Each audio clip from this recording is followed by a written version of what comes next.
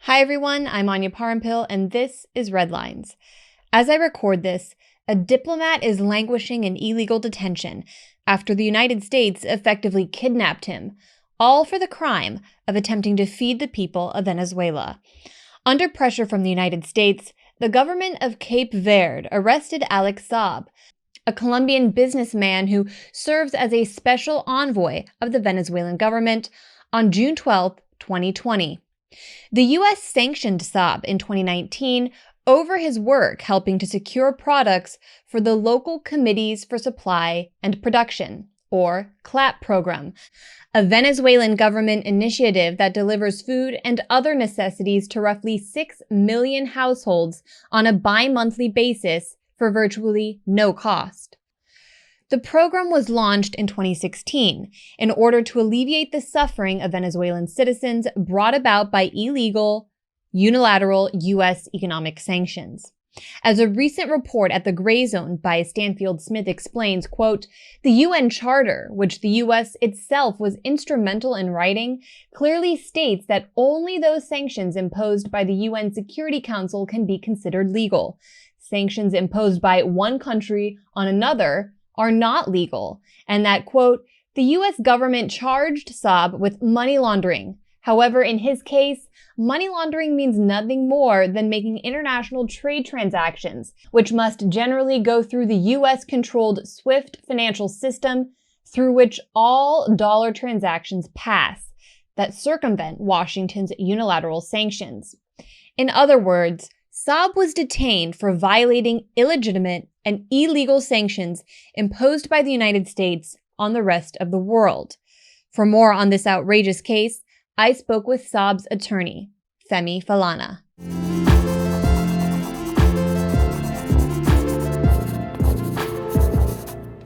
Mr. Femi Falana, welcome to Redlines. Yeah, it's my pleasure. Who is Alex Saab and why is he currently detained? Well, Alex Saab is a Colombian and also a Venezuelan. He holds double nationality of Colombia and Venezuela. He is a businessman as well as a special envoy of the government of Venezuela. He is currently detained in house arrest in Cape Verde illegally. I say illegally in the sense that he was on a humanitarian mission to Iran when his plane had to stop for refueling in Cape Verde in June last year. So on June 12th, he was arrested, notwithstanding his diplomatic status. But from the facts and circumstances of the arrest, it has been established now that he was arrested before the receipt of the red notice by the police in Cape Verde. So to that extent, his detention, his arrest are clearly illegal under the domestic law in Cape Verde as well as under international law. The red notice actually came after his arrest. Interpol, the red notice arrived after his arrest. In fact, what Cape Verde is saying now is that whereas he was arrested at 9:30 p.m., the red notice arrived at 9:37 p.m. How is that possible?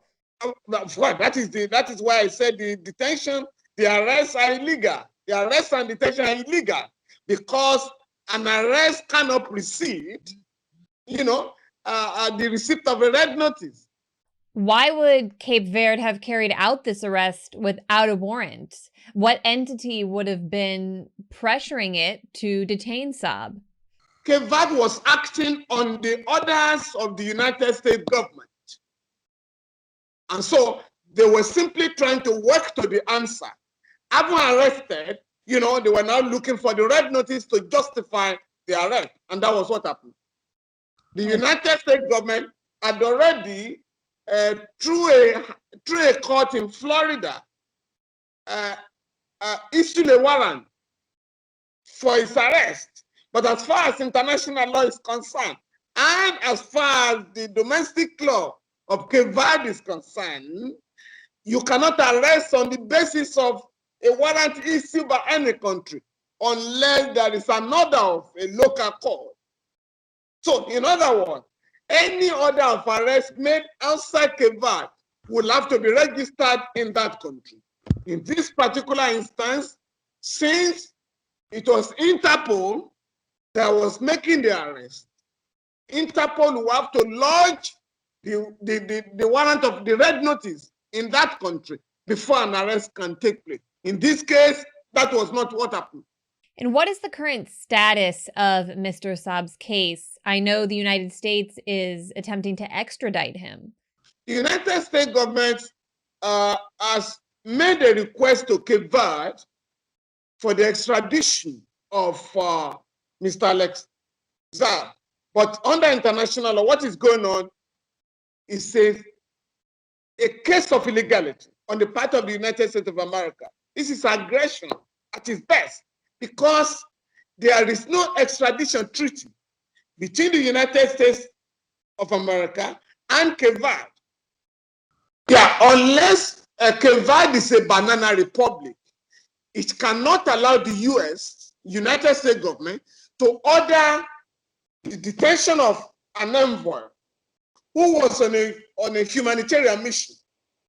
And we are impressing on Cape Verde to assert its sovereignty, its authority, by telling of the United States of America that there's no extradition treaty between us. Even with respect to the United Nations Convention Against Organized Crime that the United States government is relying on. Of course, both the US and Cape Verde are signatories to the convention, but the United States government, as usual, decided to subject the application of that law to its own domestic law. And under domestic law, the United States government cannot ask for the extradition of anybody unless there is an extradition treaty between the United States government and a foreign country. In this case, there is no extradition treaty up to now between the United States of America and Cape Verde. Again, to that extent, the extradition proceedings are clearly totally illegal. What is Mr. Saab's current health condition, and how has he been treated while in detention? I know he's actually a cancer patient. His conditions have been very terrible. As I did say, it is illegal to arrest and detain an envoy. It's against international law. It's totally violative of several provisions of the Vienna Convention. So that's number one. Number two, he has been treated very shabbily. His conditions are dehumanizing. He's denied access to his lawyers. He's denied access to his family.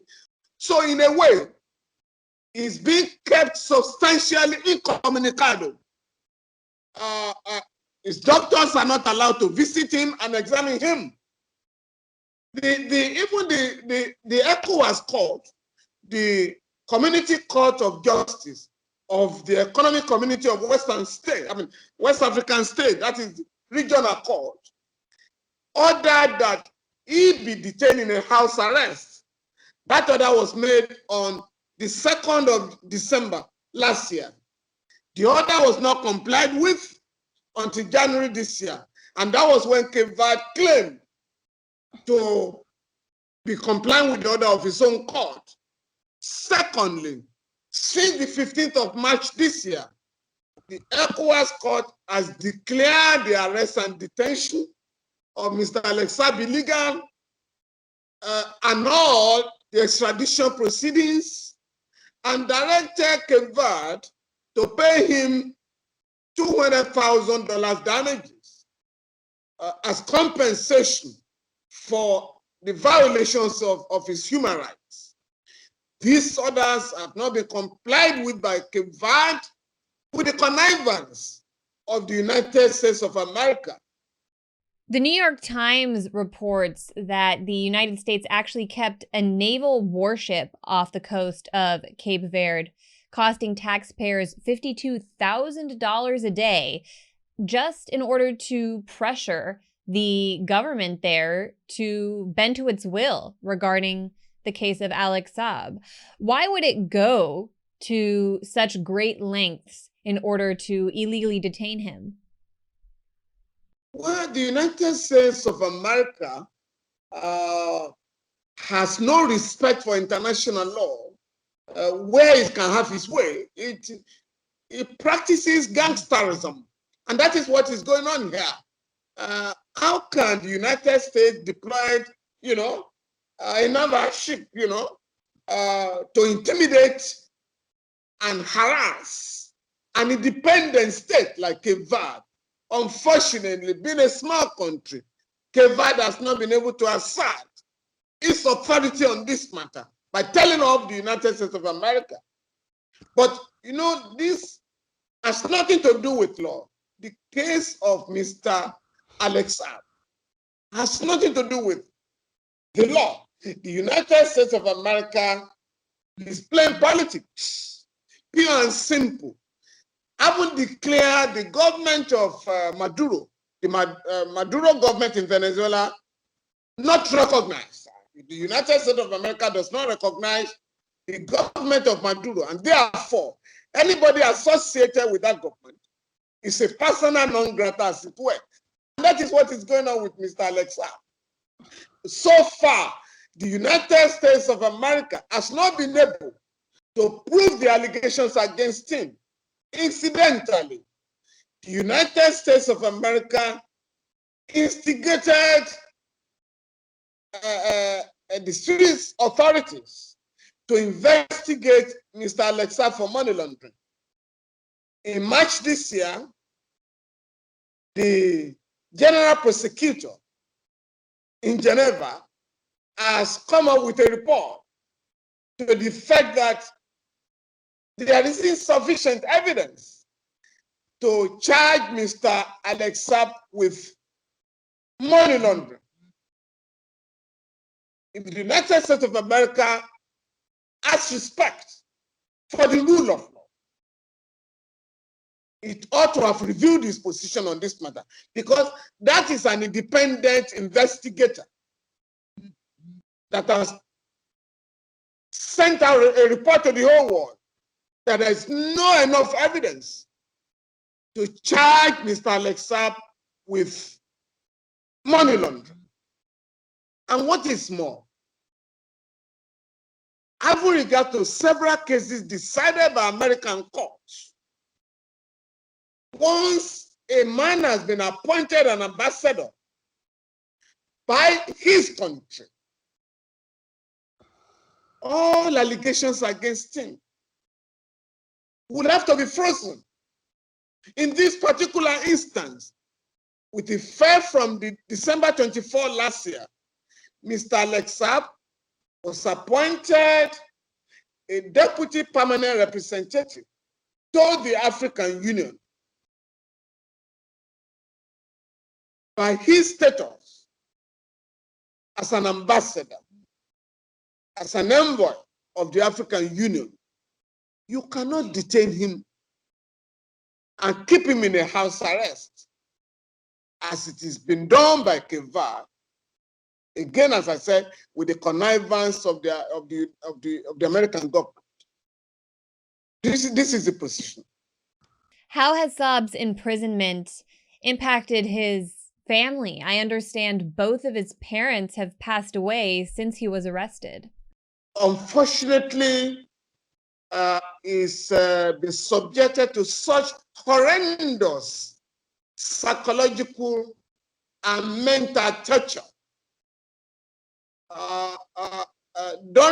While he's been detained, his parents, both parents, have passed away. And without any opportunity afforded him to bury them. His family members have not been allowed to visit him. His external lawyers have not been allowed to visit him. His personal physicians have been denied access to him. He was initially kept for 6 months in a prison under very dehumanizing conditions by KEVA, by the Verdean authorities. Even now that is in a house arrest, the conditions have not improved in any way. And so his conditions have been very, very terrible, very unbearable. But his spirit is very high and is prepared to weather the storm, convinced of his innocence, that at the end of the day, justice will be done to him. That's his confidence. And this is very admirable, very, very, very, very, very commendable on his part. Can you discuss at all the humanitarian mission Saab was carrying out when he was detained? What's remarkable about this story is that this is someone who was actually arrested for trying to feed the people of Venezuela. Yeah, based on the illegal economic sanctions imposed on the legitimate government of Venezuela by the United States of America, Venezuela is under pressure to look for humanitarian assistance to address the challenges faced by women and children in that country. Iran, as a friendly state, convinced that the sanctions have no basis in law, decided to provide services for goods, to provide goods for Venezuela. Mr. Alex Saab, as a special envoy of Venezuela, was on a mission to Iran to take the goods that are meant for children and women, another vulnerable segment of the Venezuelan society. It was in that process that the United States of America instigated Interpol and the Canadian authorities to arrest him and detain him. And this is what has happened. You mentioned the ruling by the Economic Community of West African States, which determined that Saab's detention is illegal. What is the significance of that ruling, and why hasn't Cape Verde complied with it? The significance of that ruling is that as far as West Africa is concerned, or as far as Africa is concerned, there are regional courts, and the ECOWAS court addresses human rights violations in any of the 15 member states of the ECOWAS. Cape Verde is a member state of the Economic Community of West African States, ECOWAS. In this particular instance, contrary to the intimidation that has been meted out to its own judiciary, the ECOWAS court was able to look at the case without any sentiment, without any intimidation, and came to the irresistible conclusion that the arrest and detention of Mr. Alex Saab cannot be justified under Article 6 of the African Charter on Human and People's Rights. And by the way, Cape Verde is also a signatory to the African Charter. And on that basis, the court decided to order the immediate release of Mr. Alex Saab and also quashed the extradition proceedings.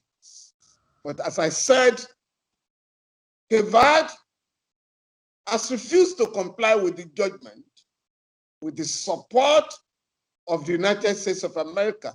Twice. I have written to President Joe Biden to ensure that his government respects the rule of law in Africa. On both occasions, he has refused to even acknowledge the letter. And this is very embarrassing. And this is a man who has told the whole world, I am going to respect human rights and rule of law. I am not going to run my government like Mr. Donald Trump. But here we are. President Joe Biden has refused deliberately to walk his talk as far as respect for rule of law in Africa is concerned, as manifested in the continued detention and the harassment of Mr. Alex Saab. And finally, Mr. Falana, what hope is there for Alex Saab to be freed if the Biden administration is refusing to drop the case? On the ground that the appeal pending in the Constitutional Court in Cape Verde is very, very strong. All the grounds for the extradition request have been demolished, legally speaking. And we are hoping that at the end of the day, the judges in Cape Verde of that court will be able to muster the courage to stand for the rule of law, to stand for justice, and to stand for human rights in this matter. Again, whereas Cape Verde claimed that it's not bound by the judgment of the ECOWAS court. Right now, Cape Verde has rushed back to the ECOWAS court to say, please, can you reconsider your judgment? We are being embarrassed. We are being portrayed as a lawless country. Can you please review your judgment and set same aside? Because you didn't consider some evidence that we have stumbled upon. But we have challenged the claim of Cape Verde on the ground that the so-called evidence was available as soon as Mr. K was arrested on the 12th of June. So the court can only, as far as the ECOWAS protocols are concerned, the ECOWAS legal system is concerned, you can only produce evidence that was not available at the time the court gave its decision. In this case, or at the time the court heard the matter, in this case, the so-called fresh evidence being adduced by Cape Verde, which has to do with the time of arrest, was available when the proceedings were conducted by the court. So on both sides, therefore, on the side, if you are talking of the case before the ECOWAS court, Mr. Alex Saab's case is very strong. And even at the domestic level, the appeal is very strong. And we are very confident that justice will be done in both courts. Mr. Femi Falana, attorney for Alex Saab, thank you for your time this afternoon. Thank you very much. It's been my pleasure.